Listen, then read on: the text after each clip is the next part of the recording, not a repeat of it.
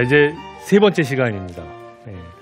지금까지 어떻게 흘러왔는지, 신들의 역사가 흘러왔는지 잘 기억하시고 계시죠? 예, 그 기억 위에 이제 새로운 내용을 또 한번 추가해 보도록 하겠습니다. 신들의 역사, 지금까지 어떻게 흘러왔는지 다시 한번 정리하고 넘어가도록 하겠습니다. 최초의 권력을 잡은 신은 우리가 가이아라고 봤죠. 이 가이아가 자기의 자식들을 쭉 낳고 그 중에 가장 똘똘하고 힘있게 생긴 친구를 하나 그 자신의 남편으로 삼으면서 권력을 이양해 줬다고 볼 수 있는데 그 신이 우라노스였습니다. 어떻게 보면은 가이아가 그 평화적으로 권력을 넘겨준 셈인데 우라노스는 엄마 말을 잘 듣지 않고 자기 멋대로 독단적으로 행동하면서 폭력적인 권력을 행사했다고 볼 수 있습니다. 그러자 가이아가 가만히 있을 수 없다. 그래서 크로노스를 사주해서 우라노스와 대결하게 만들죠. 네, 거세를 당하고 쫓겨나게 되죠. 그리고 크로노스가 자신의 세계를 만들고 자신이 최고의 권력에 섰으나 역시 어머니의 말을 잘 듣지 않고 어머니의 유지를 받지 않고 자기 멋대로 행동하기 시작하죠. 특히 자기 자식들이 무서웠습니다. 그래서 자식을 어떻게 했다고 그랬죠? 네, 다 자기가 집어 삼켰습니다. 그때 삼켜지지 않은 유일한 신이 제우스였고 제우스가 그 자신의 형제 자매를 크로노스의 뱃속에서 다시 세상 밖으로 나오게 해서 큰 전쟁을 벌이게 되죠. 그 전쟁이 바로 티타노 마키아, 티탄들과의 전쟁이란 뜻입니다. 그 뒤에 붙은 마키아라는 단어가 그리스 말에서는 전투, 결투, 싸움 이런 뜻입니다. 티타노 마키아 하면 티탄들과의 전쟁 이렇게 되는데 이 티타노 마키아에서 제우스가 승리를 거둠으로써 새로운 그 왕으로 등극하게 되죠. 제우스 또한 이게 쉽지 않겠죠.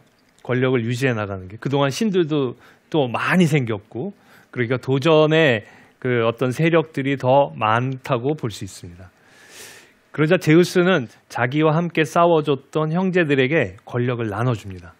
대표적인 게 자신의 형이었던 포세이돈과 하데스와 세상을 나누게 됩니다.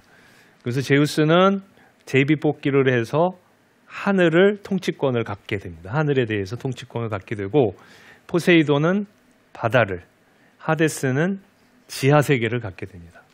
그럼 땅은 어떻게 되죠? 물론 땅은 신으로 하면 가이아 여신이기도 하지만 또한 그 물리적인 조건으로 하면 그냥 우리가 살고 있는 대지죠. 이 대지는 그 제우스와 포세이돈과 하데스가 함께 논의해서 다스려 나가기로 하는 겁니다. 그 티타노 마키아를 승리로 이끈 다음에는 이 제우스가 자기에게 태어난 자식들 중에 아주 똑똑하고 힘세고 그리고 자신의 말에 잘 충성할 것 같은 자식들을 6명을 뽑아서 12명의 올림포스 신체제를 구축합니다. 이런 점에서 제우스가 굉장히 영리하게 자신의 통치권을 발휘한 거라고 할 수 있죠. 독재적인 통치권 발휘가 아니라 자신의 형제 자매들에게도 그리고 자녀들에게도 나눠주면서 그 어떤 전문성을 확보한다고 그럴까요? 특히 새로운 세대들을 그냥 억압하는 게 아니라 새로운 세대들에게 각자의 새로운 역할과 책임을 맡겨준다는 점에서 제우스가 굉장히 영리하게 그 통치권을 행사하고 있다 이렇게 볼 수 있습니다.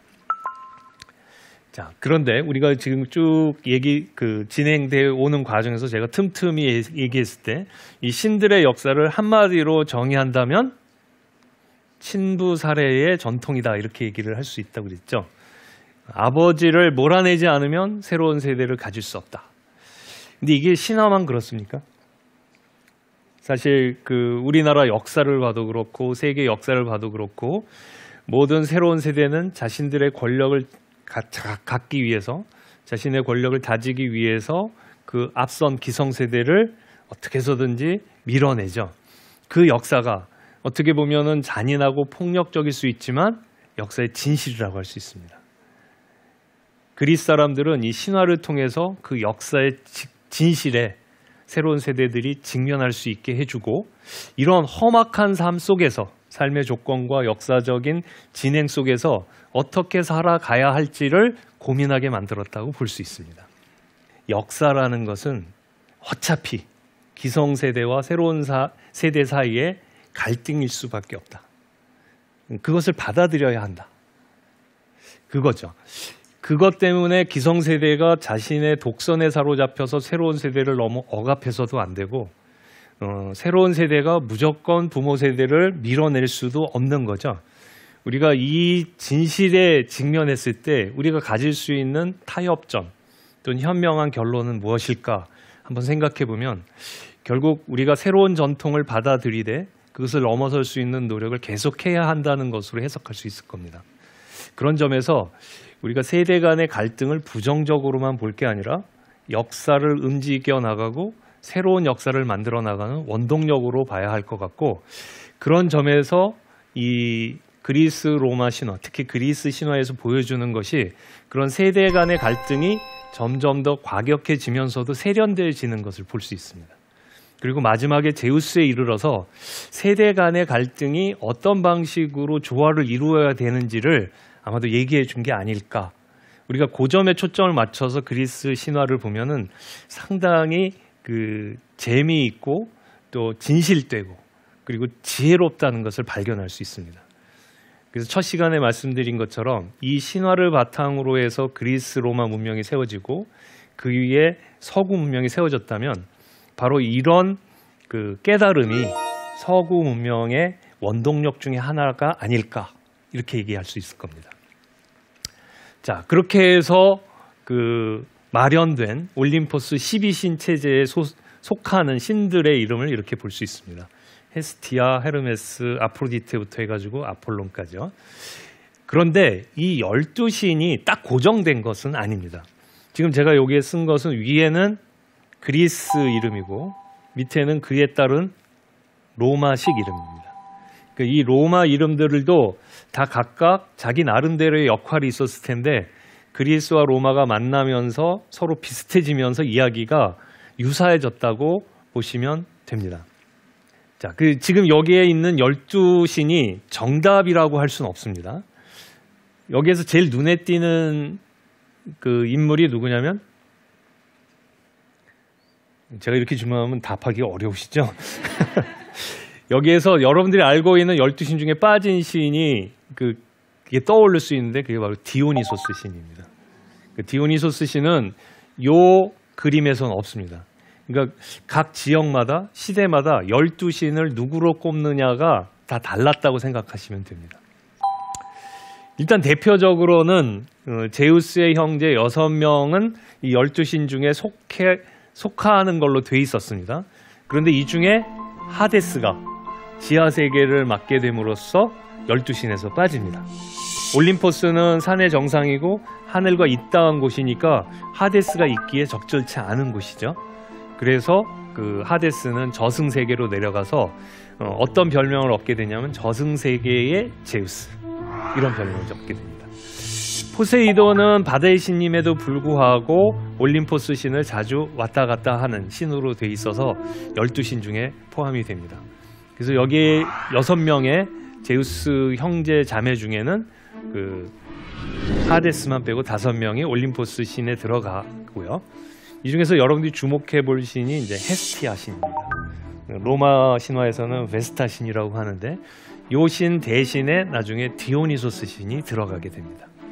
그러니까 헤스티아 신은 화로의 신이고 화덕의 신인데 이 신이 나중에 각각 집으로, 나는 집에서 사람들을 돌보겠다 그러면서 이제 세상으로 내려가고 그 빈자리를 디오니소스에게 넘겨준다고 그럽니다. 그 다음 제우스의 자녀, 지금 여기에 8명이 소개되어 있죠.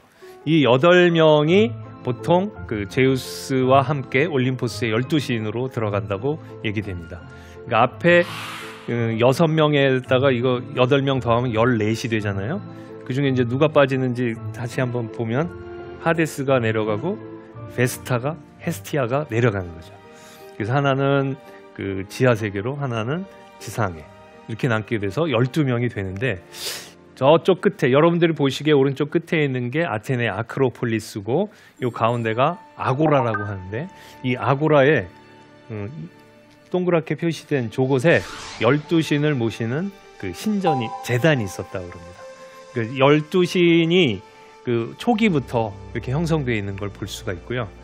이거는 로마에도 12신을 모시는 신전이 있습니다. 지금 여기에 보면 12개의 주랑인데 이 각각이 하나씩 12신을 모시는 그런, 그리고 뒤에는 건물이 있었는데 그 건물이 다 12신을 모시는 곳이래요. 여기는 그 아테네의 아고라에 해당하는 로마의 포rum이라는 곳입니다. 그 포rum에서 카피톨리움 언덕이 있는데 그 거기 이어지는 곳에 이렇게 그 12개의 주랑이 있습니다. 이렇게 그 그리스 로마에서는 세상을 지배하는 12개의 신 체제가 신화 속에도 그리고 종교 의식 속에도 이렇게 자리 잡고 있습니다.